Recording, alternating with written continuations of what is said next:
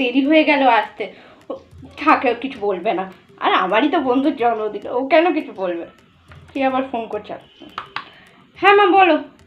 হ্যাঁ এই সবে এলাম।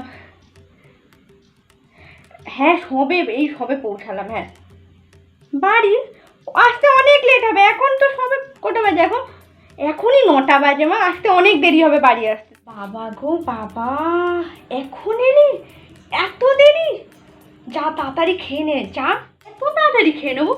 স্ন্যাক কেক কেটে ফেলেছে? হ্যাঁ কেক কেটে নিয়ে ডিনার করে নিয়ে তোর জন্য ওয়েট করতে করতে করতে করতে লাস্টে বয়ফ্রেন্ডের সাথে দেখা করতেও চলে গেল। কি বাবা, তাহলে যাই গিফটটা আন্টিকে গিয়ে দিয়ে আসি।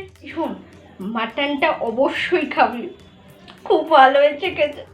হ্যাঁ ঠিক আছে আন্টি, বলছি কি এই ব্যাচটা তো লাস্ট ব্যাচ, ঠিক আছে? আমরা উঠে গেলে তুমি বসে যাবে, আর আন্টি আঙ্কেল আরও যারা যারা আছে তারাও বসে যাবে।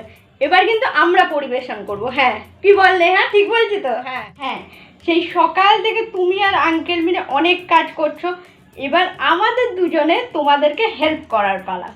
আরে না না না না, আমরা তোমার সাথেই বসে যাব, সবার হয়ে গেছে খাওয়া। এই তো আমি, তুমি আর তোমাদের আঙ্কেল বাকি আছে, আমরা তিনজনেই তো। এখানে বসবো তো? হ্যাঁ হ্যাঁ, ওইদিকে চলো, ওইদিকে বসবো। হ্যাঁ আসো আসো আসো। হ্যাঁ হ্যাঁ চলো চলো, তোমরা চলো।